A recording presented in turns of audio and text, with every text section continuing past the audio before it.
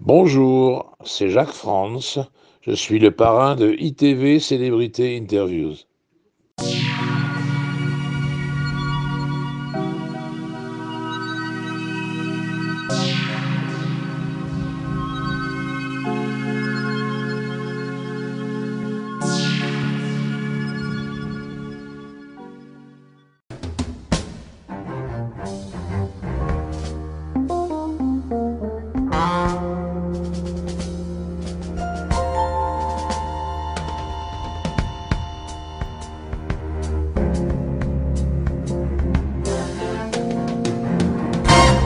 Messieurs, dames, bonjour.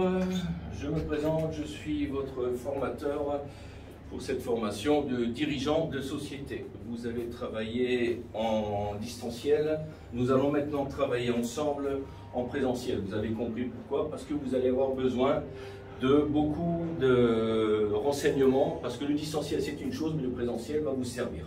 Aujourd'hui, nous allons travailler le devis. Donc, je vais me présenter sommairement. Je m'appelle Pierre, je suis formateur aussi bien en tant que dirigeant qu'en tant que garde du corps, qu'en tant qu'agent de sécurité. Ça fait 5 ans que je fais ce métier. Pourquoi je suis formateur? Parce que je veux vous donner le meilleur, je veux vous donner ce que je sais faire et je veux faire de vous des futurs dirigeants. N'oubliez pas une chose, nous avons besoin de dirigeants de sociétés de sécurité privée, car la sécurité privée est en plein essor. Y a-t-il des questions? Nous avons dit que nous allions faire le devis, donc voilà, j'ai vu un petit peu vos devoirs, je vous fais passer celui-là. Le devis, qu'est-ce qui est important dans un devis? La première des choses, le devis c'est parce que vous allez vous allez vendre votre société. Et pour vous vendre, il faut que ça soit parfait. Donc la première chose à ne pas oublier, c'est le logo de votre société. Toujours en tête, que ce soit sur un devis, que ce soit sur une facture, que ce soit sur un contrat. Le logo, choisissez un bon logo et nous travaillerons ensemble. Je vais vous aider à choisir un bon logo. Il faut vous mettre en avant, il faut vous vendre. Le logo est une chose. Qu'est-ce qu'il faut ensuite? Le nom et le prénom et la fonction, d'accord, que vous occupez. Vous pouvez être gérant, vous pouvez être président, d'accord? C'est très important, votre nom, votre prénom, votre fonction. Ensuite, qu'est-ce qu'il faut? Il faut qu'on puisse vous joindre. Pour vous joindre, qu'est-ce qu'il faut? Il faut un numéro de téléphone, un mail et pour les anciens, le fax. Très important. Là où j'insiste, le numéro de téléphone, ne me mettez pas des 04 où le gars, il va vous appeler le vendredi et nous avons pris votre message, rappelez lundi. Trop tard. Vous devez être joint 24 heures sur 24. C'est votre boulot, les enfants. C'est votre boulot. Vous êtes des futurs patrons. C'est votre travail. D'accord? Une fois que vous avez fait ça, qu'est-ce qu'il faut ne pas oublier? Les numéros. Alors, vous avez le numéro d'agrément. D'accord? On en parlera lorsque vous aurez votre examen. Comment avoir votre agrément? Je vous aiderai également. Le centre vous aidera également à faire toutes les démarches nécessaires. On est là pour ça. C'est ça aussi le but d'un formateur, le but d'un bon centre de formation. D'accord? Ensuite, le code APE. Qu'est-ce que c'est que le code APE? L'activité principale exercée. C'est le 90Z. Vous aurez toujours ce code. Si vous mettez un autre code, c'est caduc, c'est pas bon. Il y a un gros problème. D'accord? Des questions? Ok. Je vois que vous prenez des notes, c'est très bien. Donc, qu'est-ce qu'il faut faire maintenant? Là, vous avez fait la première partie, très bien. La deuxième partie, chose très importante, ne l'oubliez jamais. Le lieu de rédaction du devis, le lieu de rédaction et la date. Et je tiens à vous préciser que la date, c'est en entier, d'accord? C'est pas le 9-06-21. Niet, ça je n'en veux pas. 9 juin 2021. À Cannes, d'accord? C'est compris? Ensuite, qu'est-ce qu'on met ici? Pareil, le nom et le prénom du client avec son adresse. Je m'adresse à monsieur untel. D'accord? Je n'oublie pas une chose, je numérote mon devis. Est-ce que c'est clair pour tout le monde? Apparemment oui. Donc, vous avez compris ce qui va se passer? Messieurs, dames, je vous demande en 5 minutes de me faire une trame d'un devis.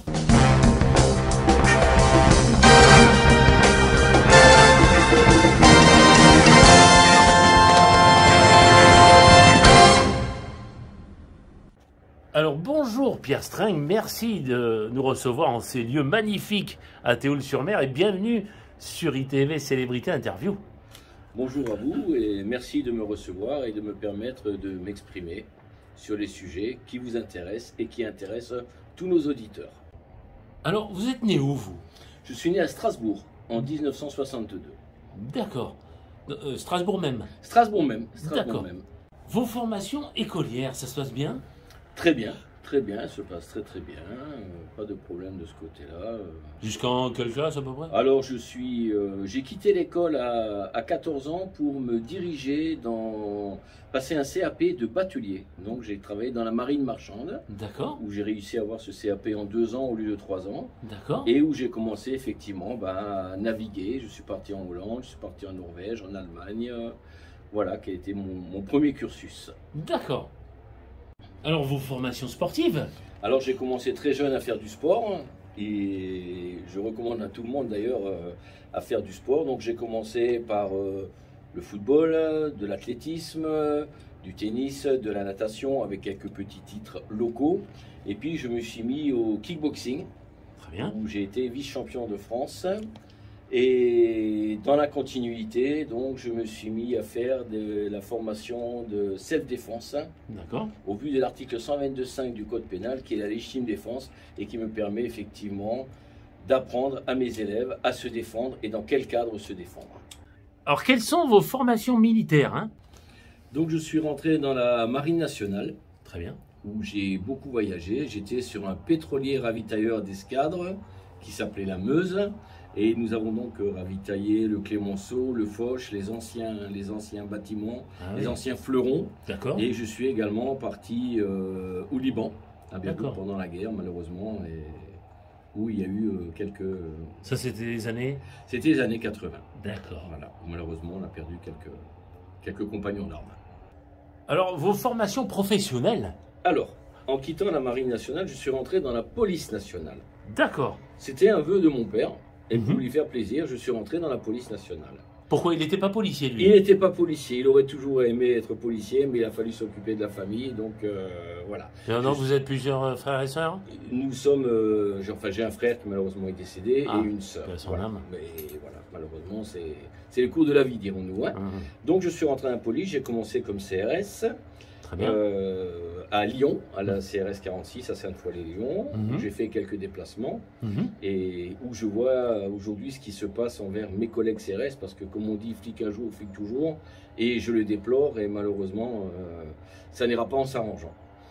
Donc, quittant les CRS, je suis rentré en commissariat, j'ai été appelé comme chauffeur du commissaire, et là, j'ai commencé ma carrière de policier en civil. À quel endroit, là? À Vénissieux, dans le Rhône. D'accord. Voilà. Donc là, j'ai travaillé sur des enquêtes privées, sur des belles affaires. J'ai fait pas mal d'affaires. Ensuite, je suis parti pour des raisons familiales à Strasbourg, où j'ai travaillé 4 ans en brigade de surveillance nocturne, qui maintenant est la BAC de nuit. D'accord.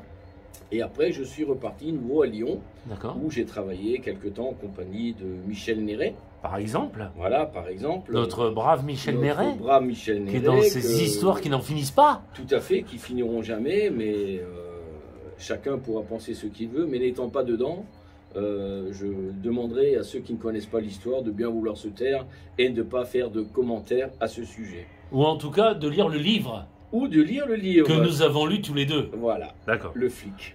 Voilà, donc là-dessus, j'ai également donc une chose dont je ne voulais pas parler, mais lorsque le président Jacques Chirac est décédé, mon binôme avec qui j'ai travaillé à l'Élysée, c'est vrai que ça nous a fait beaucoup de peine quand il est parti, et l'a mis sur Facebook, Pierre, souviens-toi, les 2 années passées avec notre président. Donc là, je ne voulais jamais en parler. D'accord. C'était mon jardin secret, et je ne voulais pas me mettre en avant, mais voilà, j'ai eu la chance de travailler 2 ans au plus haut sommet de l'État avec une personne exceptionnelle. Et c'est vrai que sa perte, même aujourd'hui encore, est très dure à supporter, car c'était un monsieur, un vrai monsieur. Alors oui, moi je peux en parler parce que j'avais dans mon ancien travail, on va dire, une connaissance, un des grands chefs de l'Élysée cuisinier, et nous avons en commun cette connaissance, Monsieur Loiget, pour ne pas le nommer. Tout à fait. Mais il a été très heureux, malheureux de partir, mais très heureux d'avoir travaillé sous C'est 2 septennats en moyenne, hein. Voilà, On est bien d'accord. un septennat et un quinquennat. Et un quinquennat, Voilà. pardon. Tout à fait. Après. Tout à fait, Exact, bien sûr. exact. Voilà. Donc ça s'est bien passé avec cet homme d'État alors. Ça s'est très bien passé, j'ai fait des beaux voyages, j'ai fait des belles affaires. Et si on devait revenir sur ce qui s'est passé hier avec le président Macron, on peut en parler comme on parle des présidents. On va profiter. Voilà. Quel que soit le président, le geste a été honteux. D'accord. Et je le dis, quelles que soient nos opinions politiques, on ne fera pas un chef d'État. Mais je tiens quand même à dire qu'au niveau de la protection rapprochée, il y a eu des lacunes. Bien sûr. Et ça, on pourra en parler, si vous voulez, ultérieurement. Bien sûr. Alors, Monsieur String, j'ai vu votre CV qui est très éloquent. Merci. Et première chose à vous demander, formateur pour les métiers de la sécurité privée, ça veut dire quoi? Alors, c'est-à-dire que j'ai décidé, après avoir quitté la police, pour X raisons. J'ignore qui vous êtes. J'ignore ce que vous voulez. Si c'est une rançon que vous espérez, je vous dis tout de suite que je n'ai pas d'argent. Mais ce que j'ai en revanche, ce sont des compétences très particulières. Je les ai acquises au cours d'une longue, très longue carrière, et elles feront de moi un véritable cauchemar pour vous. De me mettre au service de la sécurité privée. D'accord. 2 choses. Pourquoi? Parce que la sécurité privée est en train de prendre de l'essor. D'accord. Et on a de plus en plus besoin d'agents de sécurité, d'agents de protection rapprochés, la preuve encore hier, de patrons de sociétés. Et je pense que mon savoir, mes connaissances, avec mon passé, ben, je pense que je pouvais effectivement apporter ce petit plus. Mais pour ce faire, j'ai dû passer beaucoup de diplômes.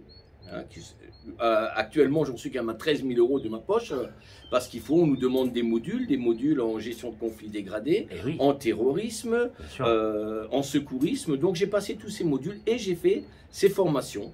Et justement, parce que maintenant la sécurité privée est quelque chose effectivement dont on ne pourra plus se passer. oui. Et vous verrez qu'avec le temps, il suffit de regarder les États-Unis. Les États-Unis, il y a 20 ans en arrière, c'est aujourd'hui. Maintenant, on va mettre des agents de sécurité dans les musées, on va mettre des agents de sécurité devant les banques. On a besoin d'agents de sécurité dans les stades de foot. Avant, c'est la police qui faisait tout ça. D'accord. Et j'aime la formation, je pense être un bon pédagogue. Et à ce jour, je suis quand même fier de dire que je fais travailler 142 personnes. Alors, je vois aussi dans votre CV que vous êtes dirigeant et manager. Voilà. Expliquez-nous. Alors, dirigeant-manager, donc je fais la formation des dirigeants et managers. Et également, donc, moi-même, j'ai une société que vous ne trouverez pas, tout le monde la cherche, mais vous ne la trouverez pas, d'accord? Je suis dirigeant d'une société. Et pour des raisons professionnelles et personnelles, cette société n'est pas sur le territoire français, n'est pas répertoriée sur le territoire français. Ça s'explique logiquement, vous avez des clients à l'international. Voilà, tout à fait, tout à fait. J'ai des clients un peu de partout et c'est à leur demande surtout que je travaille comme ça. D'accord, très très bien. Alors, vous êtes aussi agent de sécurité événementiel. Donc par exemple, Cannes, Oui. on vous appelle. Voilà. Le festival. Voilà, tout à fait. Un tout à exemple, fait, hein. tout à fait. Alors quand on dit agent de sécurité, c'est vrai que moi je travaille dans la protection rapprochée, mais qu'effectivement, il n'y a pas de sous-métier. Et si on a besoin de moi en tant qu'agent de sécurité dans l'événementiel, j'irai travailler en tant qu'agent de sécurité dans l'événementiel. Parce qu'il y a malheureusement, il y a beaucoup de gens qui se disent je suis garde du corps, mais en fin de compte, c'est simplement un accompagnant ou un agent de sécurité. Mais attention, je tiens quand même à préciser une chose, je ne veux plus entendre parler du terme vigile. Le vigile n'existe plus. Il faut respecter l'agent de sécurité. Bien sûr. Voilà. Donc justement, en parlant de ça, est-ce que c'est difficile de gérer des artistes connus justement? Tout dépend de l'artiste. D'accord. Parce que chacun a ses petits caprices, chacun a ses petits travers. Et si vous n'êtes pas l'agent de protection rapproché personnel du VIP, qu'on vous prend comme ça, aléatoirement, tiens, j'ai besoin d'un agent de protection ou d'un agent de sécurité. Et si vous n'avez pas fait votre repérage avant, si vous n'avez pas pris toutes les informations nécessaires sur votre client, c'est très dur à gérer. Parce que ces gens-là sont très capricieux, vous le savez aussi bien que moi. Bien sûr. Ça vous est arrivé de gérer des gens à l'international connus? Oui, bien sûr, bien sûr. J'ai fait le mariage de Dave Stewart, par exemple, sur la plage du Moréa, Golfe-Jean, où j'ai rencontré Mick Jagger, le groupe Oasis, Sandra Bullock, Elton John, etc. etc. Ce fut une très bonne soirée, une très belle soirée. Et ces gens-là ont été faciles d'accès pour vous? À la différence des Français, oui. Ah. Il faut savoir une chose. Vous savez que je l'entends souvent, ça. Mais c'est vrai, Il faut savoir une chose, c'est que ce ne sont pas les artistes français qui font vivre les agents de protection rapprochés, mais ce sont les étrangers qui nous font vivre. Parce qu'en France, on n'a pas encore cette nécessité, cette connaissance. Ils ont des gardes du corps, mais ces gens-là n'ont pas de carte professionnelle. Ces gens-là ne sont pas des gardes du corps. Ce sont des amis, ce sont des accompagnants. Il faudra qu'un jour cela ça change. Oui, parce qu'aux États-Unis, je pense qu'ils ont plus le réflexe de défense automatique. Tout à fait. Non, avec une personnalité en tout cas. Tout à fait, Hein? tout à fait. Et c'est pour ça que les étrangers, quand ils viennent, ils ont besoin de nous. Parce que pourquoi? Parce qu'ils sont intelligents, à l'instar de beaucoup d'acteurs ou actrices françaises. Bien sûr. L'étranger qui vient, mon client de Miami qui vient ici, il ne connaît pas. Donc Oui. pourquoi il me demande moi? Parce que je sais où je vais l'amener. Si j'ai besoin de l'amener à l'hôpital, son garde du corps, il est très bien, mais il ne sait pas à quel hôpital l'amener. Évidemment. Si mon client il est malade, où est-ce qu'il va l'amener? Si mon client a besoin de telle nourriture, de tel alcool, voire autre chose, où est-ce qu'il va l'amener? Donc ces gens-là sont très intelligents. Que le français, lui, il va là-bas, il se dit je vais trouver. Non, c'est une erreur. Alors, vous gérez aussi des chauffeurs de sécurité. Hein? Effectivement, donc, alors il faut faire attention à une chose, quand on dit chauffeur sécurité, D'accord. sur mon CV, c'est bien marqué, j'ai fait des formations de VTC, d'accord? D'accord. Véhicule de transport avec chauffeur. Mhm. Malheureusement, beaucoup de gens se disent chauffeur sécurité, car dans certains centres, on vous délivre un diplôme où il y a marqué chauffeur de sécurité. Mais chauffeur de sécurité, c'est un métier. Et il y a des centres de formation qui ne font que ça. D'accord? Il faut savoir une chose, que si vous vous dites chauffeur de sécurité et vous conduisez une voiture blindée qui fait 2,5 tonnes, vous ne pouvez pas la conduire. Vous n'avez pas l'autorisation, vous n'avez déjà pas la capacité de le faire. Bien sûr. Et ça, c'est un gros problème. Donc, c'est bien de parler de ce mot chauffeur de sécurité. Il faut faire attention à ça. C'est encore une formation particulière et des centres reconnus. Et ça, il faut bien que les gens se le disent, parce que beaucoup de gardes du corps se disent « je suis chauffeur de sécurité ». Non, chauffeur de sécurité, c'est pas ça. Non. C'est un métier également. Alors, vous êtes formateur SST. Oui. Ça concerne à quoi? Alors, c'est encore un diplôme supplémentaire. Je suis donc formateur de sauveteur secouriste au travail. D'accord. D'accord. C'est-à-dire que maintenant, il faut savoir que depuis quelque temps, un décret est sorti et les sociétés de plus de 5 personnes sont obligées d'avoir un sauveteur secouriste au travail. Alors, ce qu'on appelle un sauveteur secouriste, c'est pas la personne qui va tout de suite sauver quelqu'un. Non, justement, on travaille en amont. Le but du sauveteur secouriste au travail, c'est de prévenir l'accident D'accord. avant qu'il arrive. Bien sûr. C'est-à-dire qu'on forme ces gens-là. Mhm. Disons que je vais dans une entreprise et là, ils voient un menuisier en train de découper une planche de bois, mais il n'y a pas la protection. D'accord. Le rôle de ce SST, Oui, oui, c'est de lui dire stop, attention, danger. bien sûr. D'accord? Il vaut mieux lui dire attention que d'appeler SAMU et puis de lui remettre, si encore on peut le faire, la main en place. D'accord. Donc voilà pourquoi j'ai passé cette formation. C'est une D'accord. corde de plus à mon arc. Alors, vous avez créé l'entreprise Monsieur Pierre Sécurité. Expliquez-nous.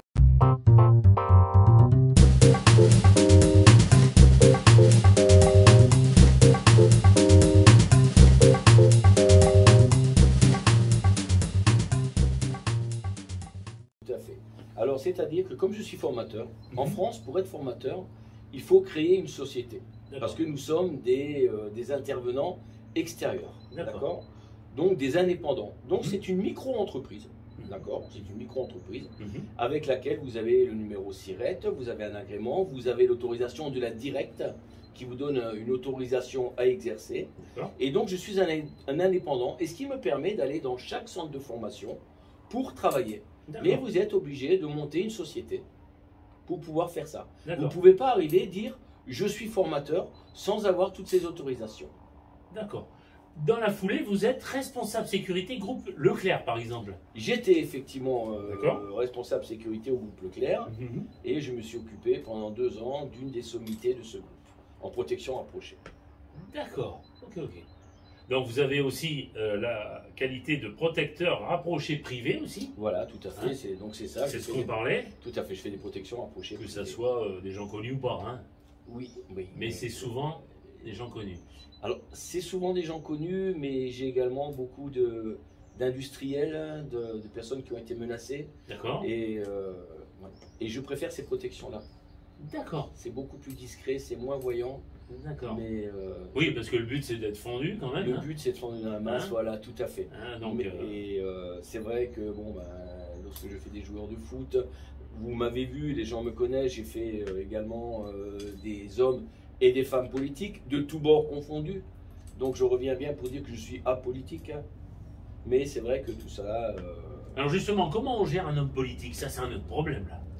tout dépend de l'homme ou de la femme politique. Voilà, parce qu'on en parlait tout à l'heure, mais on en reparle maintenant sérieusement. Tout à Comment fait. ça peut arriver un coup, comme le président Macron hier, qui se fait gifler? Alors, le président Macron, il faut savoir qu'autour de lui, il a ce qu'on appelle le service de la personne, de la Voilà, expliquez-nous, présidence, le détaillez. SDLP, C'est d'accord. ça, d'accord. Alors que j'ai encore entendu des journalistes qui parlaient du GSPR. Donc, vous voyez, même eux, ils connaissent pas trop. D'accord. Alors, il faut savoir que le président a Mhm. donc son propre service d'ordre, D'accord. d'accord. Alors, il y a son service d'ordre. Autour, il y a encore un deuxième cercle. Mhm. Et normalement, dans ce qui s'est passé hier, D'accord. lorsque l'individu prend le bras du président, Oui. ce qu'on appelle l'épaule, c'est son garde du corps privilégié, Privilégié. aurait dû tout de suite casser. D'accord. Parce que qu'est-ce qui s'est passé? Il a pris la main du président Mhm. et il avait la deuxième main pour lui mettre la gifle. Voilà. Trop tard. Trop tard. C'est une erreur, c'est une faute professionnelle. Ça c'est une grosse erreur. Pour moi, Ouais. ça n'engage que moi, mais je ne suis pas le seul parce que j'ai reçu beaucoup de retours. Voilà. J'ai fait sur LinkedIn la petite vidéo qui va bien, je suis à plus de 5600 en réponse, et c'est vrai que c'est une grosse faute professionnelle. Ensuite, j'aimerais bien savoir pourquoi il n'y avait pas dans la foule le deuxième cercle. D'accord. Je n'ai pas compris, c'est une faute professionnelle. On me dit oui, mais d'un coup, le président est parti courir serrer des mains. D'accord. Oui, mais le rôle du garde du corps, c'est de quoi? suivre. C'est d'anticiper. Voilà. Et là, il n'y a pas eu d'anticipation. On est bien d'accord. Et c'est la deuxième fois que le président de la République, malheureusement, a été touché. Une fois, on lui a jeté un œuf dessus, et là, quand même, on lui touche la main, on lui met une claque. On n'a pas le droit de frapper un président de la République. Je le redis encore une fois, Ouais, ouais. quelles que soient les opinions de qui que ce soit, Ouais, ouais, ouais. on ne peut pas toucher un homme d'État. Voilà. Si cela s'était passé aux États-Unis, je vous laisse imaginer la suite. Ah ouais. Et là, je vous dis honnêtement, j'attends avec impatience que la justice fasse son travail. Voilà. Et j'en appelle à Monsieur Dupond-Moretti. Par contre, alors comment justement, c'est arrivé hier, mais quelle est la méthode, la méthode parfaite pour pas qu'il soit atteint, le président là? Je vais vous répondre, la méthode parfaite n'existe pas, le risque zéro n'existe pas. On est d'accord? Mais c'est vrai que je trouve que le service d'ordre était léger. C'est vrai que le président de la République, comme les présidents de la République que j'ai servis, ont leur coup à eux. Et d'un Ouais. coup, tiens, il y a du monde. Ouais. J'ai vu qu'il y avait des gendarmes qui étaient là, qui avaient le PSIG. Donc il s'est dit, je suis protégé, il y avait des barrières. Ben la preuve, non. Non, non. Il y a pas, il a fait ce qu'il voulait faire, il a le droit. Je peux vous dire qu'avec monsieur Jacques Chirac, lorsque vous faites le salon de l'agriculture, Ah ouais. vous transpirez, je peux vous le dire. Ah oui, il y a du Vous monde. transpirez, on n'est pas bien parce que. Mais c'est beau, c'est bon enfant, voilà, c'est à nous de gérer. Là, il y a eu une faute professionnelle. Mais je ne remettrai jamais en cause le service de la protection. Attention, jamais je remettrai en cause. Bien sûr. Mais moi, en tant que formateur, je suis garde du corps depuis 93, il y a eu une faille. D'accord. Il Là- faut la travailler. Comment techniquement on doit opérer? C'est triangulaire, c'est rectangulaire? Alors c'est- tout dépend de la dangerosité. Vous avez le D'accord. diamant, vous avez le triangle, D'accord. vous avez la boxe. Malheureusement, je ne sais pas. J'ai vu que Voilà. la voiture s'est arrêtée. Ouais. Et d'un coup, le président sort en bras de chemise pour serrer des mains. Voilà. C'est normal, on est en campagne électorale, c'est son rôle. Voilà. Mais il ne faut pas qu'il oublie une chose, il est président de la République. Eh oui. Et là, je pense que le chef du dispositif va avoir des comptes à rendre. Je pense. Alors quand même, on va revenir à votre travail de fonctionnaire de police à l'époque. Vous aviez été titulaire de la qualification d'officier de police judiciaire. Oui, tout Ça à fait. consiste en quoi? Alors, l'officier de police judiciaire, alors à l'époque, il faut savoir que... Ce qu'on appelle les OPJ. Les OPJ, voilà. D'accord, OPJ en à l'article 16, ce qu'on appelle l'OPJ. D'accord. Voilà. C'est-à-dire, l'OPJ, c'est lui qui a le pouvoir décisionnaire sur des enquêtes, sur des interventions, mais toujours, attention, et ça, il faut bien le savoir, l'OPJ travaille sous le couvert du procureur de la République. D'accord. Et lorsque nous sommes sur une commission rogatoire, c'est sous le couvert du juge d'instruction. L'OPJ prend des décisions, D'accord. mais doit toujours en rendre compte au procureur de la République. D'ailleurs, c'est le procureur de la République qui nomme et qui note les OPJ. Par contre, l'OPJ a le droit de garde à vue, de placer quelqu'un en garde à vue, a le droit de procéder à des perquisitions, a le droit de saisir du matériel, a le droit de faire des scellés. Il a des droits, mais toujours dans le respect du code pénal et du code de procédure pénale, et toujours sous le couvert du procureur à la République. J'insiste là-dessus parce que beaucoup de gens disent oui, il est au PJ, il fait ce qu'il veut. Pas du tout, bien au contraire. Alors on va y revenir parce que c'est quand même important, c'est quand même des gens que vous gérez, on ne gère pas habituellement. Vous avez quand même fait la protection rapprochée du président Chirac et des présidents Chirac et Sarkozy. Voilà. C'est pas les mêmes personnages. Ce sont pas les mêmes personnages. On a un gars peut-être plus calme et un peu plus nerveux. Comment on gère? Alors, Jacques Chirac, c'est vrai que j'étais vraiment dans son service, d'accord. Nicolas Sarkozy, j'ai fait partie du groupe de protection. D'accord. Hein, d'accord. Ce qui est la nuance, elle est là. C'est pour ça que je parlais beaucoup de Jacques Chirac.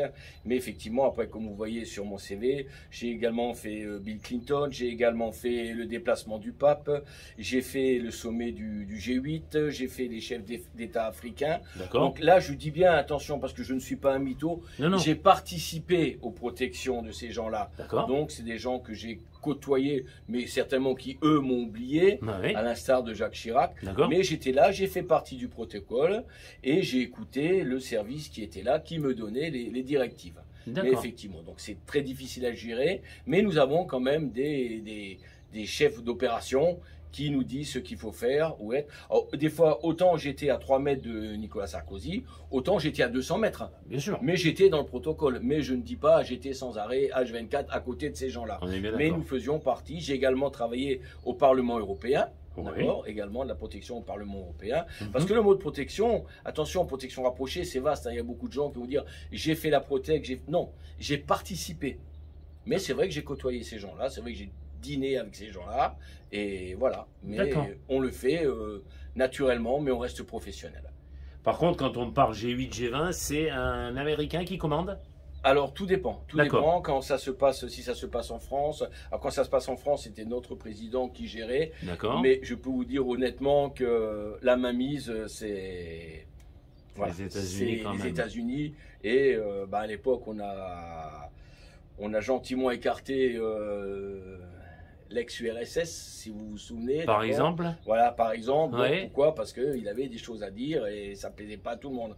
Et puis il y a la guerre des égos, il y a tout ça. Donc c'est vrai. Et là, on est toujours sous le couvert de ces gens-là. D'accord.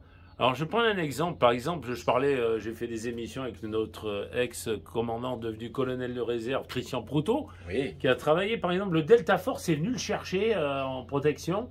Est-ce que ça vous est arrivé, ce genre de choses? Non, non. D'accord. Non, moi je suis resté dans le cadre policier. Mais comme vous parlez de Proutot, j'aimerais quand même faire un petit bonjour à mon ami Paul Baril. Ah!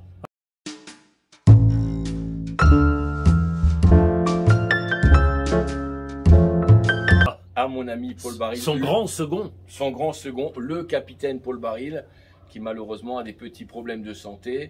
Et je suis vraiment triste que personne ne mette en avant ce personnage, avec qui, je peux le dire maintenant, j'ai fait 2-3 missions et j'en suis fier. Ah oui, c'est un grand monsieur, moi je l'ai connu aussi.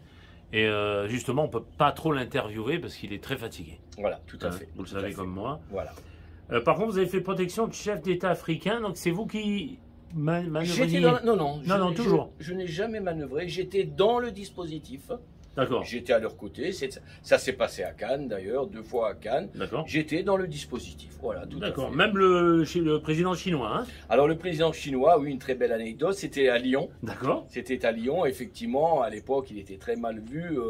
On a eu des manifestants et tout, et j'ai eu la chance d'avoir une lettre de félicitations nominative par ce président chinois, car nous avons réussi, et là j'ai fait partie du dispositif de protection rapprochée, nous avons réussi à l'extirper au moment où des gens ont voulu lui jeter, et lui ont jeté des objets dessus. Voilà. C'était en quelle année, cette expression, ça?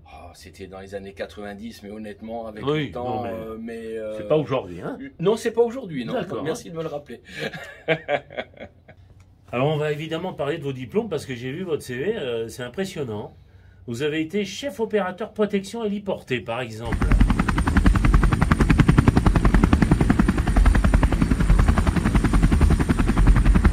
Voilà, expliquez-nous. Tout à fait. Donc ça, c'est un diplôme que vous passez.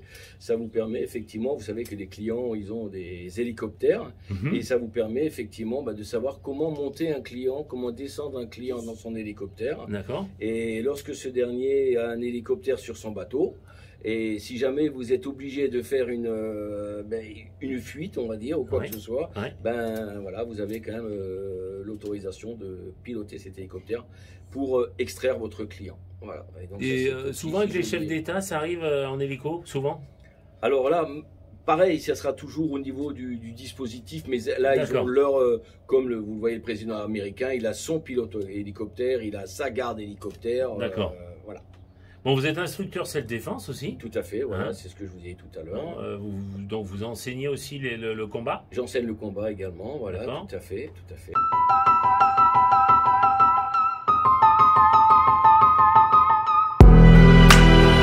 Vous enseignez le tir aussi? Le tir, également. À n'importe quelle arme?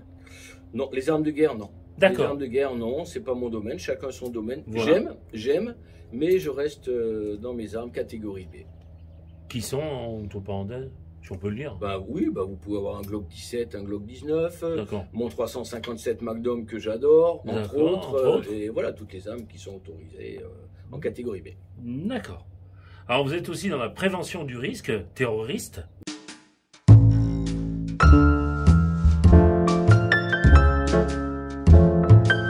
Voilà, ça c'est important. C'est très important. Et de plus en plus, justement, de plus en plus. Et là, justement, on va dans les sociétés, on apprend aux gens qu'effectivement, le risque zéro n'existe pas. Et malheureusement, je pense que nous allons nouveau avoir une vague de risques terroristes. Ça ne s'arrête plus, on est parti là-dessus. Donc voilà pourquoi j'ai passé. Et c'est un module que nous sommes obligés de passer. D'accord. Parce que justement, pour faire de la formation. D'accord. Est-ce que vous avez souvent des demandes d'anciens militaires aussi qui viennent travailler? Il y a beaucoup d'anciens militaires qui viennent chez nous, et tant mieux. Et c'est pas plus mal, hein, parce qu'ils nous apportent leur savoir de terrain, et nous, on leur apporte notre savoir pédagogique, parce qu'il faut savoir que pour être formateur également, il faut être très pédagogue. C'est clair. Et c'est pas donné à tout le monde. Ah non. Vous faites de la gestion de conflits dégradés aussi, événementiel spécifique, les deux là?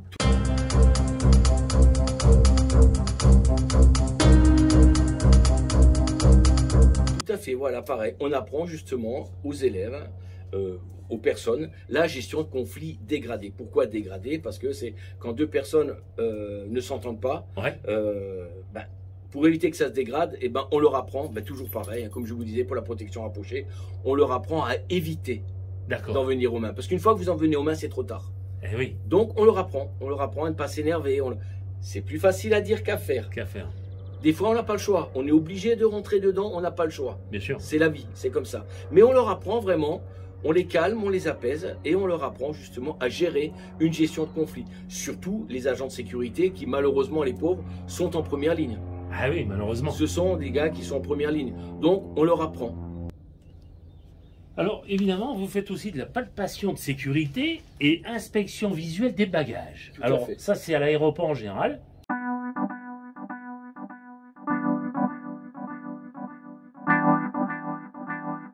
Alors, c'est à l'aéroport. Par exemple. En principe, donc là, nous avons des agents, les ASA. Donc, les ASA? Oui, des agents de sécurité, justement, de l'aéroport. C'est encore une carte professionnelle différente. Il faut savoir qu'il y a plusieurs cartes professionnelles. Et donc, eux, effectivement, ils sont beaucoup plus enclins. Mais il faut savoir une chose, que maintenant, les fouilles visuelles, attention, il faut également penser au terme visuel, une fouille visuelle. Voilà, bonjour madame, bonjour monsieur, est-ce que je peux regarder à l'intérieur de votre bagage? La personne dit oui, je regarde, je ne mets pas les mains dedans. La personne dit non, au revoir, vous rentrez pas. La palpation, c'est pareil. Il faut savoir que la palpation est prévue. D'accord? Là, maintenant, si jamais nous repassons au niveau 3 en plan Vigipirate, les agents de sécurité qui sont soit sur des lieux de festivités, soit dans les magasins, ont le droit, effectivement, s'ils ont un doute, à procéder à une palpation de sécurité. À condition que toutes les demandes aient été faites par la société auprès de la préfecture et que les gens soient prévenus. Il faut que les gens sachent, vous rentrez dans un lieu où vous allez être soumis à palpation. Et tout ça, on leur apprend. Donc moi, étant un ancien policier, la palpation de sécurité, c'est votre habitude. C'est un plaisir. D'accord. Vous êtes opérateur en fraude documentaire aussi.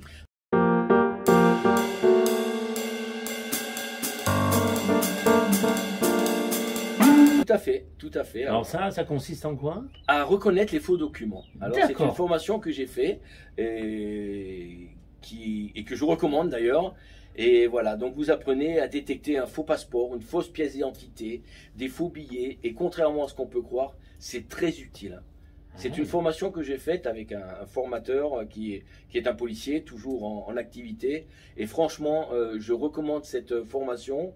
J'ai un ami qui travaille à Monaco, qui a une société à Monaco, qui l'a passé avec moi. Et qui depuis me dit, je me régale à chaque fois. Et vous savez, avec tout ce qui se passe, avec les clandestins, avec même nous dans la sécurité, les gens qui vous présentent des pièces d'identité, je veux travailler, j'ai ma carte pro et tout.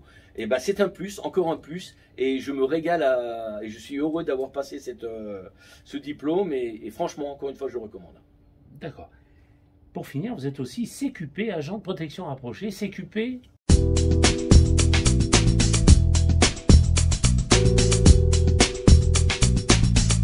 Le CQP, c'est le certificat de qualification professionnelle, c'est-à-dire c'est agent de protection rapproché.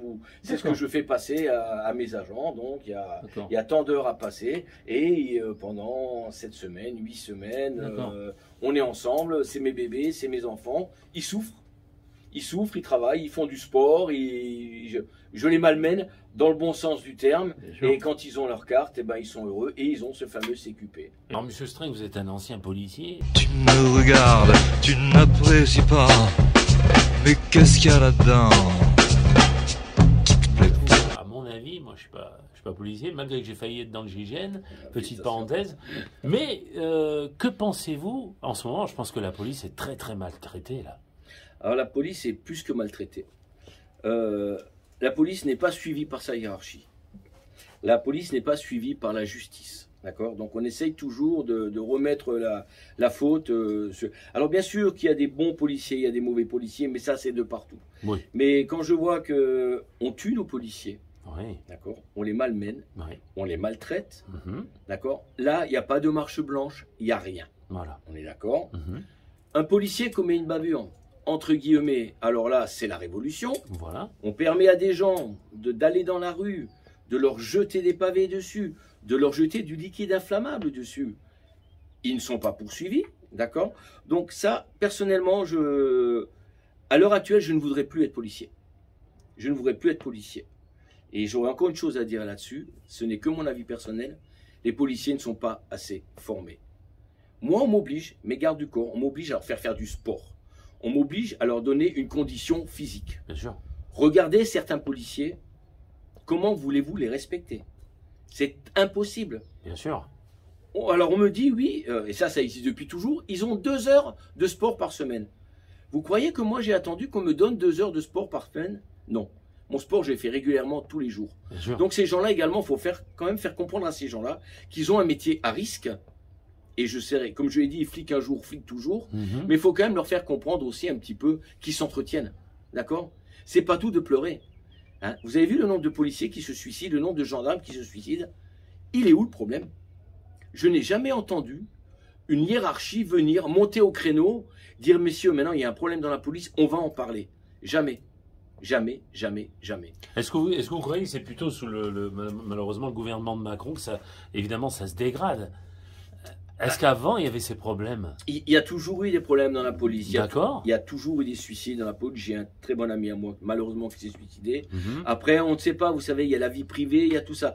Mais là, je trouve quand même que c'est vraiment au niveau travail. Bien sûr. Vous rentrez dans la police, vous touchez 1 600 € par mois pour vous faire flinguer. Là, je viens de voir, c'est bien que vous me jetiez un petit peu dans ce domaine. Ouais. Je viens de voir, et j'ai connu ça pendant des années, bien sûr. Nous n'avons plus le droit de chasser. D'accord? Alors le mot chasse est interdit, les poursuites, d'accord? Donc les policiers n'ont plus le droit de chasser. Combien de fois j'ai connu ça? Parce que si, vous voyez à Lyon ce qui se passe en ce moment, les jeunes qui font du rodéo, d'accord? Ils vont renverser des gens, ils font les beaux, ils se filment et tout, on n'a pas le droit de les chasser. Ça veut dire quoi? C'est la porte ouverte à la délinquance. Bien sûr. C'est la porte ouverte à la délinquance. Il faut arrêter ça. Nous avons des groupes spécialisés, nous avons le RAID, nous avons le GIGN, le GIPN, nous avons la BRI. Faisons intervenir ces gens, nous avons la Brave. Il faut mettre un terme à ça. Nous ne sommes plus en sécurité en France. Je dis stop. Alors, vous qui êtes policier, qui était, mais qui est toujours cette âme, comme vous dites, que pensez-vous du vaccin? Parce que alors ça, est-ce que c'est pas une fumisterie, le vaccin?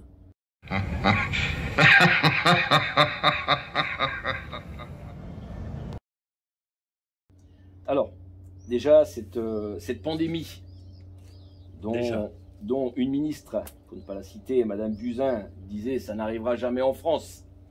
Et elle est arrivée plus vite que prévu. Donc d'un coup, on a enfermé tout le monde. Attention, c'est dangereux, on ne sait pas ce que c'est. Mettez des masques, sortez de telle heure à telle heure. Parce que d'abord, c'était le Covid, maintenant c'est la Covid. Maintenant, ça redevient le Covid. On ne sait pas d'où ça vient, on ne sait pas ce que c'est. Il y a certainement quelque chose, je suis entièrement d'accord. Mais quoi? Je ne suis pas un scientifique pour le savoir. Bien sûr. J'ai été invité à l'émission Balance ton poste il y a quelque temps. D'accord. Normalement, j'étais censé être sur la table. D'accord. Avec les invités. Pour X raisons, on m'a mis dans le public. Ah. Je connais les raisons, mais là, je n'en dirai pas plus. D'accord. J'ai quand même pu m'exprimer à un moment, donc M. Nolot a gentiment posé une question. Oui. Et là, j'ai été repris par M. Yann Moix. C'est assez beau, non? C'est le requiem pour un con. Oui. Voilà, qui m'a dit que le président de la République était aux Bahamas. D'accord. Donc j'ai répondu avec gentillesse mais fermeté à ce monsieur, que je ne lui permettais pas de parler comme ça d'un président de la République. Et je pense que ce monsieur aurait dû être poursuivi pour ses propos. D'accord. Je me suis ensuite retourné vers M. Nolot et j'ai parlé au docteur Sebag.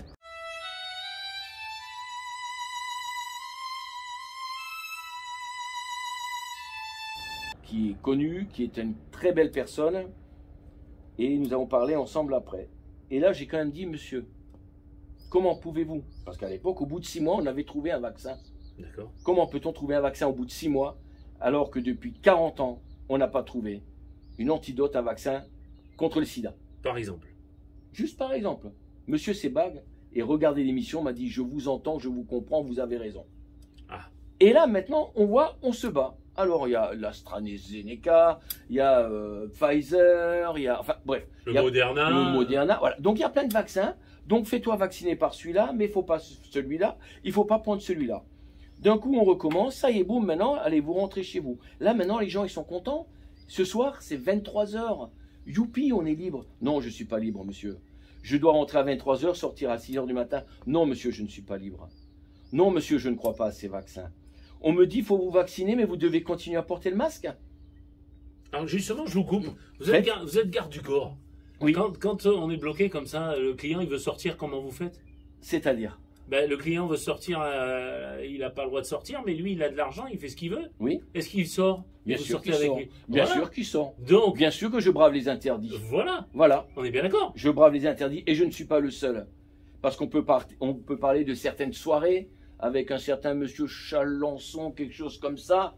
Il n'y avait pas que lui, il y avait des ministres également. Alors que ça a été démenti, hein? Bien sûr que ça a été démenti, mais bien sûr, bien sûr. Je peux vous parler de beaucoup de soirées, d'accord? Trouvez-vous normal, et je l'ai dit sur un post, que l'équipe de France joue, c'est très bien qu'ils jouent au football, hein, ils ont besoin d'argent, il faut les faire jouer au football. Mais vous, jusqu'à présent, vous rentriez à 19 h à la maison et eux jouaient jusqu'à 23 h au football. C'est normal ça? Parce que monsieur Covid sait que ce sont des joueurs de football, donc il ne va pas les attaquer. Il y en a marre qu'on se foute de nous. Je n'en peux plus de cette fumisterie. Et pour revenir sur une autre chose, quand j'étais à cette émission, j'ai dit à monsieur Nolot, j'ai dit que nous sommes pucés. Alors naturellement, on a profité, on m'a dit, mais comment ça, on met une puce? Non, ils avaient très bien compris ce que je voulais dire. Et monsieur Bigard l'a repris, monsieur Francis Lalanne l'a repris. Je parlais du passeport sanitaire. Oui, nous sommes pucés. Oui, si vous voulez partir à l'étranger, vous devez être vacciné. Oui, vous avez un passeport sanitaire. Et oui, on saura où vous êtes allé. Et oui, on saura ce que vous faites. Là, le téléphone, vous êtes pucé. On sait ce que vous faites. La carte bleue, vous trouvez normal qu'avec une carte bleue, vous achetiez un pain au chocolat, 80 centimes? Vous trouvez tout ça normal? Ça suffit maintenant. Il y en a marre de nous prendre pour des cons. Nous avons la carte vitale aussi, quelque part. Parlons-en. Ça, c'est un bon passeport, ça. Parlons-en de ce passeport. Parlons-en de ce passeport. Ça, on voit des choses, évidemment. Et qu'on m'explique aussi comment on a pu voir qu'il y avait 1000 cartes vitales qui étaient faussées. Et personne s'en est rendu compte. Vous, allez faire une fausse carte vitale. Vous allez voir à 6 h du matin qui c'est qui va frapper chez vous. Alors, vous avez travaillé avec Michel Néret, avec toutes les histoires qu'il y a eu autour de cet homme. Alors, vous avez dit tout à l'heure, il y a des bons flics et des mauvais flics. Mais il faut savoir que vous avez travaillé avec lui. Nous avons même notre ami Olivier Marchal qui est monté au créneau pour le défendre. Je ne crois pas que vous vous rendiez bien compte de la gravité de la situation, commissaire. Il ne s'agit pas d'une simple histoire de cul entre un flic et une pute. J'aime pas les hommes, mais toi, je t'aime bien. Il s'agit d'une affaire de trafic de stupéfiants. De 20 kilos de cocaïne que vous êtes soupçonnés, vous et votre ami Jansen, d'avoir détourné aux fins de rétribuer certains de vos amis voyous, dont ce fameux Karim Beloufa. Tout à fait. Hein D'ailleurs, je crois qu'il y a quelque chose qui se prépare avec Il y a lui. tout à fait un long métrage. Un long métrage, on le sait. Tout à fait. Mais vous, vous avez travaillé avec lui. Comment était Michel Néret? Michel Néret est un super flic. D'accord. Michel Néret est un grand homme. Je suis fier d'avoir fait des affaires avec Michel Néret. D'accord. Il faut savoir une chose. Un bon flic sera toujours borderline. Un bon flic, et là je dis un bon flic, un vrai flic sera toujours borderline. Pourquoi? Parce que l'État ne nous paye pas. Comment voulez-vous qu'on sorte des affaires? Parce que je vais vous dire tout simplement, vous passez une soirée avec un truand dans une boîte de nuit, c'est 5 000 € pour qu'il vous donne un renseignement, le renseignement qui vous permettra d'aller là où vous voulez aller. Exact. Et encore, ce sera un petit renseignement. Et c'est un petit renseignement. Comment croyez-vous que moi, avec 2 400 € par mois, j'ai pu payer des truands? Comment que j'ai fait? D'accord. Attention, hein, j'ai jamais trafiqué dans la cam ou quoi que ce soit. Non, ben vous Mais le dites oui, à la nous- caméra, on a très bien Ah compris. ben, je peux le dire, hein, vous savez, Voilà. moi, je n'ai. Mais c'est vrai que nous sommes obligés d'être borderline. Oui, bien sûr que nous faisons des saisies de stupes. Oui, bien sûr que ceci. Et tout le monde le sait. Et attention, les hauts fonctionnaires le savent.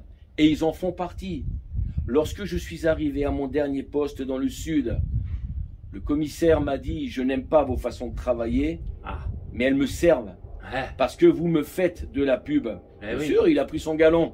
Eh oui. Mais il m'a dit: le jour où je dois vous enfoncer, je vous enfoncerai. Et ça a été pareil avec Michel Néret. Et ça a été pareil avec beaucoup de collègues. Bien sûr. Et il y a des super flics qui se sont suicidés à cause de ça. Donc il y en a marre de dire: oui, le flic il doit être comme ça, il peut pas être autrement. Eh non. Le vrai flic doit travailler comme ça. Et tout le monde le sait. Et c'est donnant-donnant. C'est Et ce les- fameux deal. C'est un deal. C'est un deal. Et les plus belles affaires ont été faites grâce à des flics comme Michel Néret. Voilà. Donc il est innocent, cet homme, quelque part. Pour moi, il est innocent. Voilà. Pour moi, il est innocent en tant que flic. Pour tous les flics qu'il Parce aime. que même s'il a troqué quelque chose pour Il l'a faire une troqué. affaire, Il l'a reconnu. hein, Il l'a reconnu. il l'a fait, mais pour son métier. Mais c'est pour son métier. Et si vous regardez, il n'a pas été lâché par ses collègues. Eh non. Il a été lâché par la Je hiérarchie. préfère moyennement apprécier le numéro de girouette dans la cour, tu t'en doutes. J'emmerde le préfet. Je sais. Je suis là pour te prévenir. Prévenir de quoi? L'administration est une vieille fille, Léo. Elle aime pas qu'on la prenne en levrette.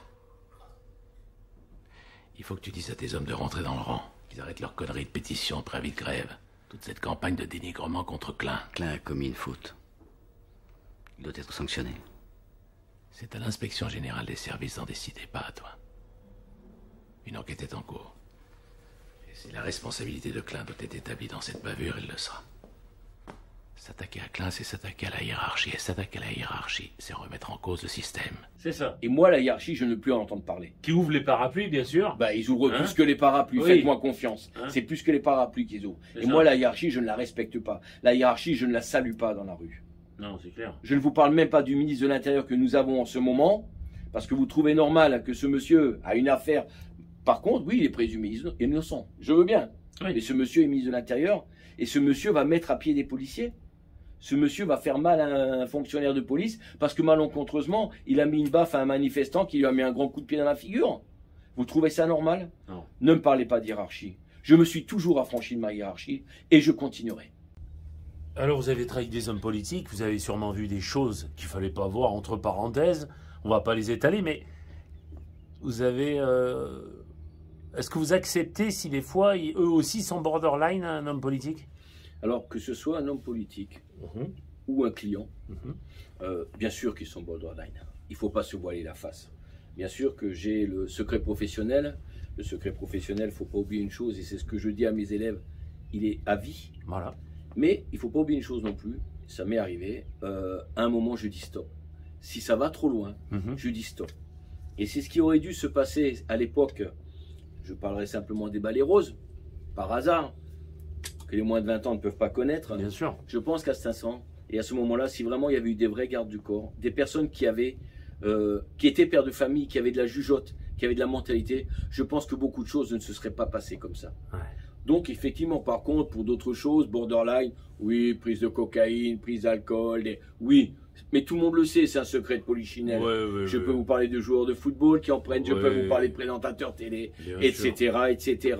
Mais oui, bien sûr que je sais des choses que je tairai, sachant que en ce moment je suis en train d'écrire un livre, mais que je n'éditerai que dans quelques années pour X raisons, mais que j'éditerai et je dirai ce que j'ai à dire, bien sûr, tout en ne salissant pas et ces personnes en les nommant pas. Mais c'est vrai, comme vous le dites, bien sûr que les hommes politiques sont borderline, bien sûr que les clients qu'on protège sont borderline, bien sûr. Mais il y a borderline et borderline. Jamais je n'ai cautionné quelque chose qui allait à l'encontre de la loi et surtout à l'encontre de ce que je ressens. Alors Charles Pasqua, parler des gens borderline, on a souvent entendu des choses, puisque c'est lui qui a fondé le SAC, on le sait. Enfin, le général de Gaulle avant, il a suivi la chose, avec Jacques Chirac d'ailleurs, qui l'a cautionné. Tout à fait. Mais quand je parle à des mafieux, parce que j'ai eu cette chance d'en interviewer aussi, ils me disent que c'est le seul qui faisait peur à la mafia. Qu'en pensez-vous? Mais tout à fait, c'est pas faux. Mais il faisait peur dans le sens, justement, dans le bon sens du terme. C'est pas j'ai peur de lui parce que... Non.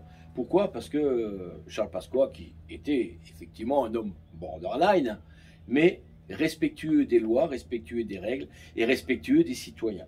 Si je vous le confirme, monsieur, compte tenu de votre scepticisme naturel...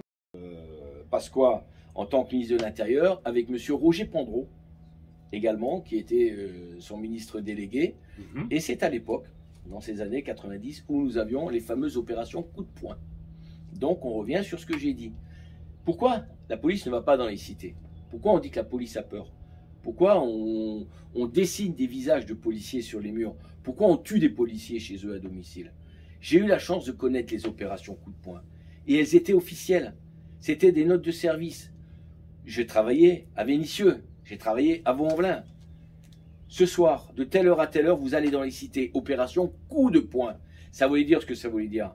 T'as rien à faire dehors, tu rentres chez toi, t'es pas content, on va t'expliquer comment que ça se passe. D'accord. Et les gens vivaient bien, vivaient heureux. Et c'est pour ça qu'effectivement, la mafia avait peur de Pasqua. Parce que Pasqua avait beaucoup de pouvoir. Pasqua avait beaucoup de relations, également à l'intérieur de la mafia. Alors, je vais vous dire honnêtement. Franchement, les militaires aussi, ils n'ont rien à voir avec le civil, bien sûr. Mais si on veut vraiment faire des opérations importantes de coups de poing, justement, est-ce qu'il ne faut pas prendre les militaires des fois? Vous savez que nous n'avons plus d'armée de métier. D'accord? Ça, c'est une bêtise de Jacques Chirac. Je le reconnais. Je le reconnais. Mais je pense qu'il a eu pas mal de pression. Il y a eu de la pression. Voilà. C'est ce que j'allais vous dire, je le sais. Il y a eu de la pression derrière. D'accord? Mais lorsque j'ai entendu le président de la République dire la première fois, 7 fois d'affilée, nous sommes en guerre.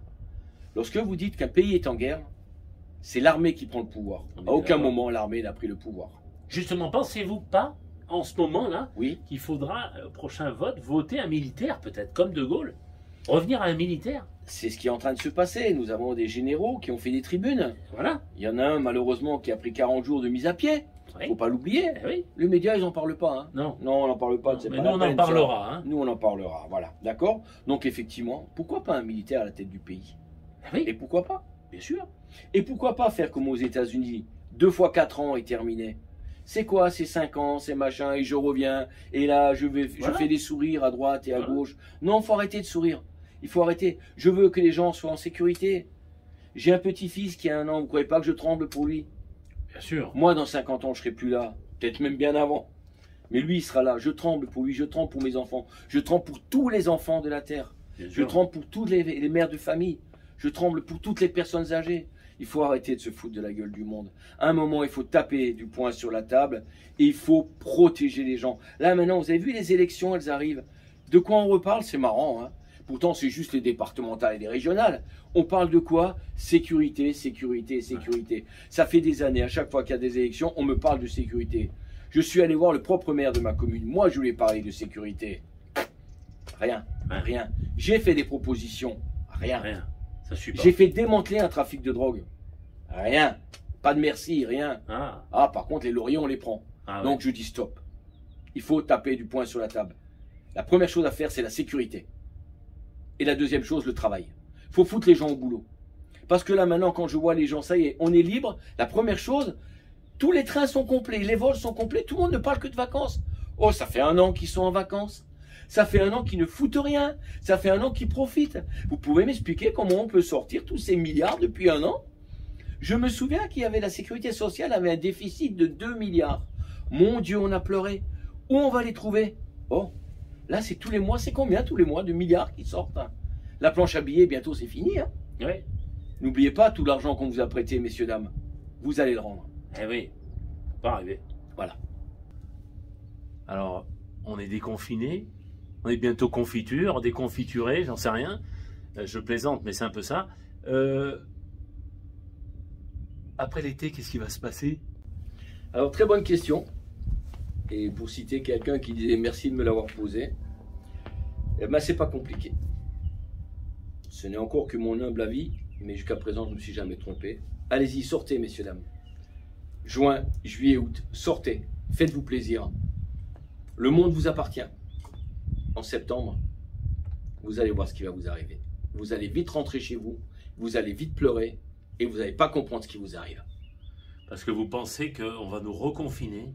Mais on est déjà en train de nous parler d'un nouveau variant qui n'existe pas. C'est ça. Peut-être que Thomas Pesquet, il va revenir avec un variant de la Lune. Allez savoir. C'est peut-être lui qui va nous ramener ce variant qui n'existe pas encore. Faut arrêter vos foutaises. Bah écoutez, le prochain film de Tom Cruise, c'est Luna Park, et il va tourner sur la Lune. Eh ben, il nous ramènera le variant. Alors avec le poids que vous avez, avec les relations que vous avez, pourquoi vous ne vous présentez pas à des élections, tiens? On me l'a déjà proposé. Ah! Et ma réponse, elle est claire, nette et précise. Je ne me présenterai jamais, car je ne suis pas corruptible. D'accord. Parce que vous pensez que la plupart sont corruptibles, vous? Malheureusement. Malheureusement, oui. Alors moi, je vais venir à quelque chose qui va faire un peu grincer des dents. Mais bon, moi, j'ai fait des émissions là-dessus, je peux en parler. Je ne me cacherai pas que je compte en faire une pour avec la scientologie aussi, même si ça n'a rien à voir avec l'émission, pour faire un parallèle avec les francs-maçons. Oui. Parce que malheureusement, moi, je pense que c'est certains francs-maçons qui sont corrompus. Tout à fait. On est bien d'accord? Tout à fait, on est entièrement d'accord. Donc, on m'a proposé la franc-maçonnerie aussi. Tout ce qu'on a pu me proposer. Parce qu'il ne faut pas arriver à un niveau... À un certain niveau, c'est fini. Vous êtes obligé d'y passer. Vous pouvez plus. Les gens n'osent pas en parler. Attention, la franc-maçonnerie, à un certain moment, on a eu les grands comme Galilée, Copernic, Gustave Eiffel, dans un film qui va sortir d'ailleurs avec Romain Duris. Et en l'occurrence, des gens encore plus... par exemple, Léonard de Vinci était franc-maçon. Mais avant, je pense que c'était un réseau de relations pour faire évoluer le public. C'était comme les notables d'avant. Voilà. Comme les notables. Voilà. Le pharmacien était un notable, le maire était un notable, le médecin était un... Voilà. Mais on faisait évoluer. C'est ça. Que maintenant, c'est quoi? C'est plus un réseau. Et voilà. Et c'est je t'aide parce que tu en fais partie, mais c'est un prêté pour un rendu. Exactement. Et quelque part, quand vous êtes dedans, c'est un réseau. Vous êtes mort quelque part parce que vous devez, mais en tout cas, pour le moment, les francs-maçons, ils ne font pas leur travail. Mais ils ne l'ont jamais fait. Voilà. Eux ne l'ont jamais fait. D'accord. Les francs-maçons du XXe siècle ne l'ont jamais fait. Voilà. Avant, oui. Tous ceux que vous avez cités avant, oui. Maintenant, non. Et le problème en politique, c'est quoi? Le problème, c'est le pouvoir et l'argent. D'accord. N'oubliez pas une chose, Jacques Chirac, Édouard Balladur, une amitié de 35 ans, brisée pour une élection présidentielle. On est bien d'accord. C'est ça qu'on appelle un ami. Ça veut dire quoi? Le pouvoir et l'argent.